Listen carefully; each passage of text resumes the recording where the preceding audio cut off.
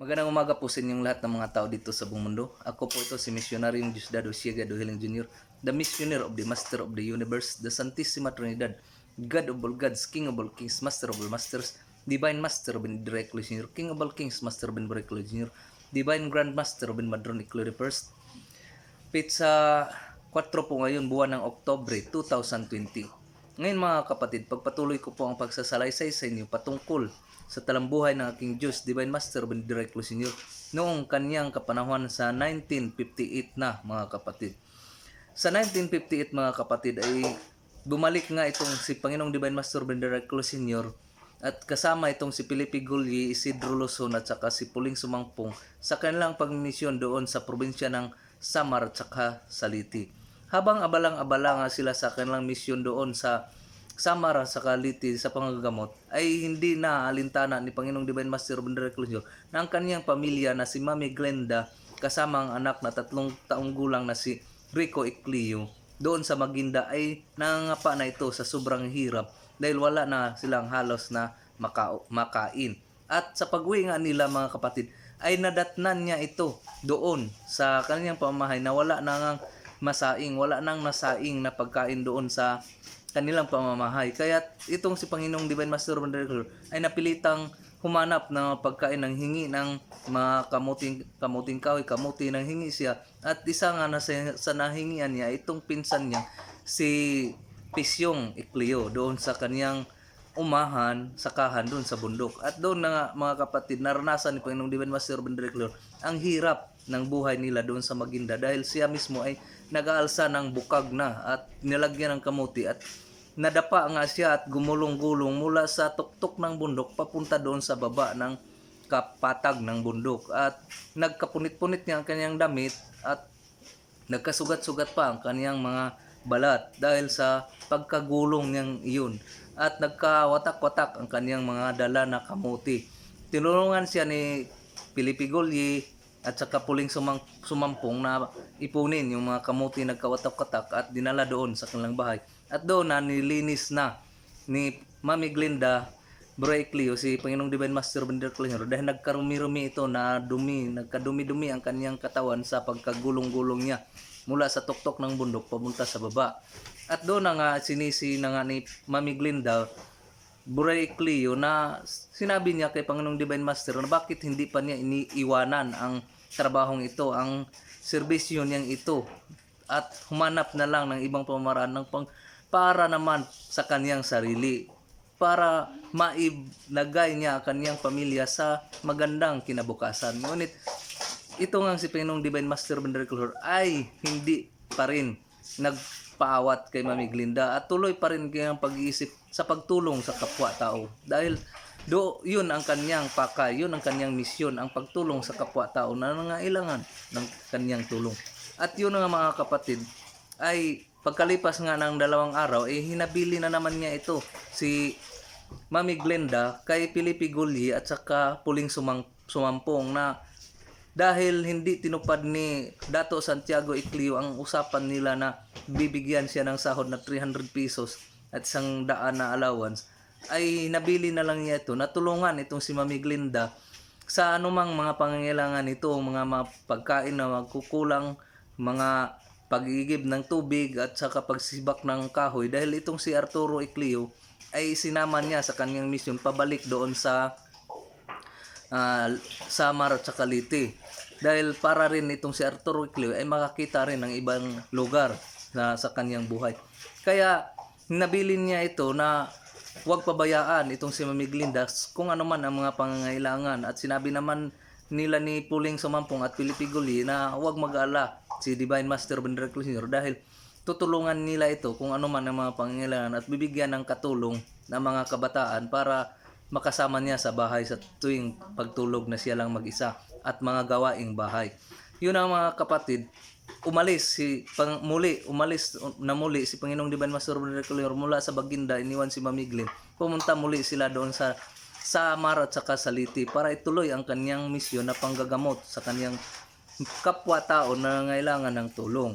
At doon na nga, sa paggamot niya doon ay libo-libo talaga ang dumadagsa sa kanyang panggamot doon sa kung saan saang bahay siya mapunta, mapadpad, ay dadagsain talaga yun ng libo-libong mga pasyente na ngailangan ng kanyang tulong na inayawan na ng mga doktor. At dahil nga dyan, ay lagi siyang pinapailan ng kaso na illegal practice of medicine. Pero ngunit hindi pa rin nagtatagumpay yung mga kaso na sinampa laban sa kanya dahil wala nga silang ebidensya kung anong klaseng material ang ginagamit ni Panginoong Divine Master Ruben Darrell Jr. sa kanyang panggagamot bilang isang si Dr. Ruben, mga kapatid. At pagkalipas ng 2 buwan, mga kapatid, ay nagkasakit itong anak nila Divine Master Ruben Darrell Jr. na si Rico Icleo. Bandang alas 2 ng alas 2 ng hapon, mga kapatid, ay nagumpisa ang sakit ni Rico Icleo. Sakit lang sa tiyan ang dinaramdam ng bata na umabot hanggang alas 12 ng hating gabi ang kanilang pagsaklolo dahil nahihirapan itong huminga. At pagkahinga nga nito ng maayos pagka alas 12 ay nakaidlip ito, nakatulog ito. Kaya itong si Felipe Goliat at si Puling Sumampong na tumulong sa saklolo kay Rico Icleo na naghihingalo ay nakatulog na rin doon rin sa loob ng bahay nila ni Mami Glinda at Divine Master Ruben Darrell Jr.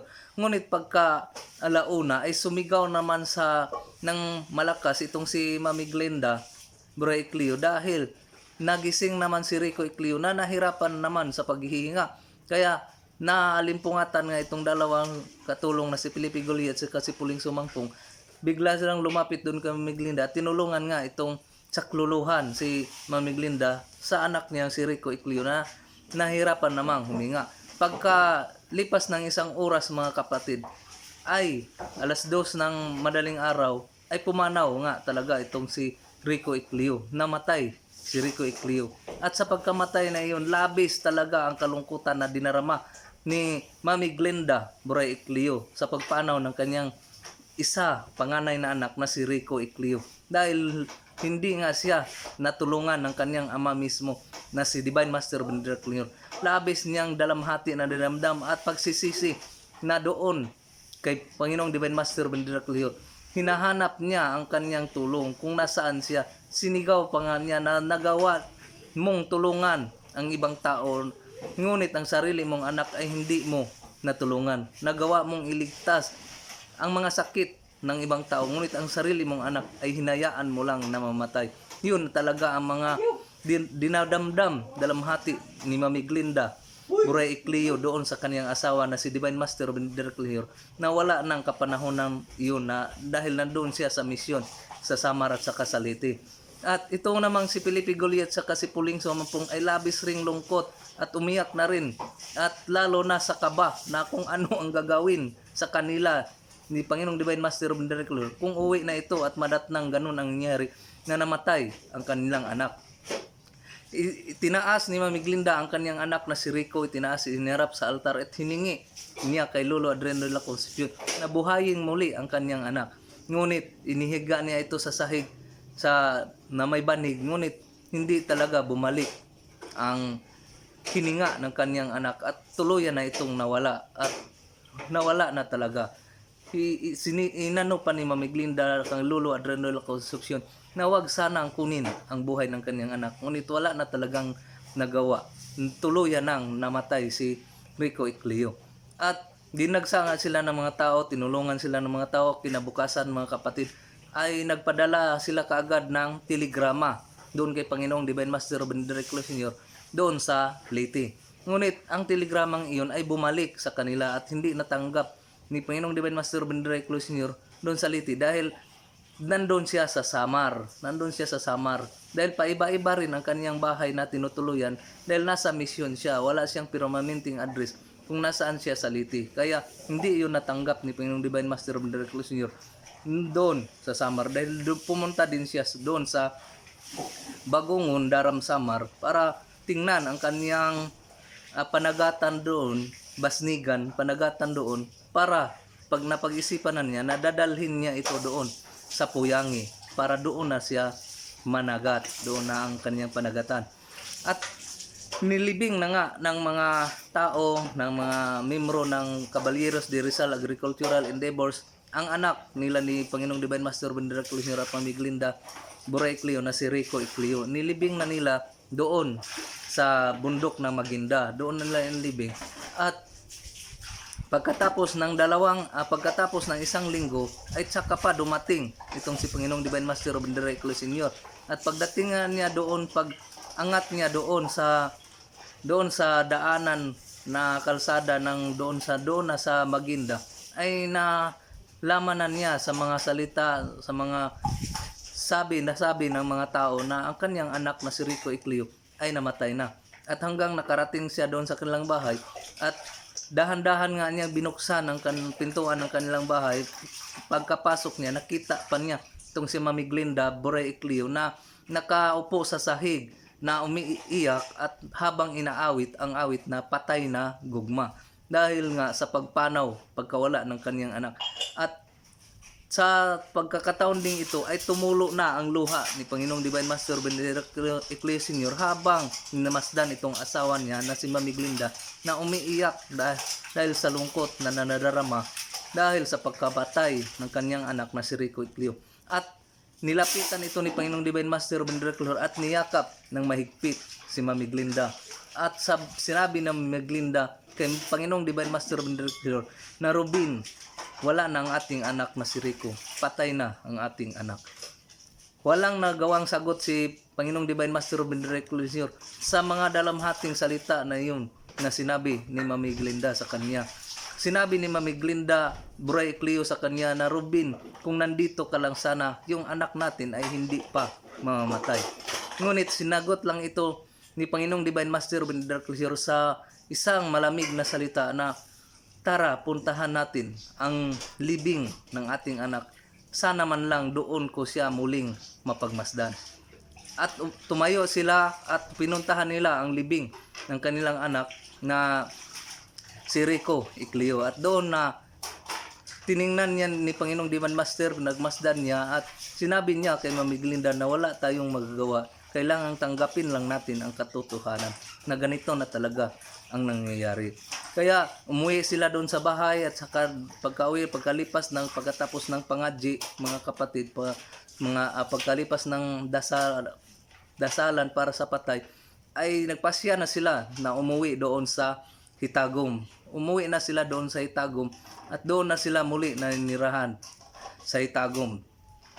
At pag-uwi nila doon sa Hitagom, mga kapatid, ay doon talaga sinisisi si Panginoong Divine Master Robindrae Icleo Sr. ng mga kapatid ni Mami Glinda Bura Icleo at mga magulang ni Mami Glinda Bura Icleo dahil sa pagkamatay ng kanilang anak na panganay na si Rico Icleo. Ngunit wala talagang ibang masasagot si Panginoong Divine Master Robindrae Icleo na kailangang tanggapin natin ang katotohanan na nangyayari. Yun lang talaga ang maring gagawin natin, ang tanggapin kung anuman ang nangyari sa ating buhay. Yun lang talaga ang kaniyang kasagutan. Kaya mga kapatid, pagkalipas ng 2 buwan at 3 buwan na paninirahan nila doon sa Hitagom, ay nagpasya itong si Panginoong Divine Master Robindrae Icleo na umuwi doon sa Kabilan. Uuwi sila doon sa Kabilan kasama itong si Mami Glinda. At nakauwi na nga sila doon sa Kabilan, mga kapatid. At labis ang tuwa at nadadarama na sisiyahan ang kanyang magulang na si Nanay Justiniana Idira Icleo at mga kapatid at mga barkada, mga pinsan, mga kamag-anak na nandun sa Kabilan dahil sa pag-uwi na ni Panginoong Divine Master Robindrae Icleo Sr. doon sa Kabilan.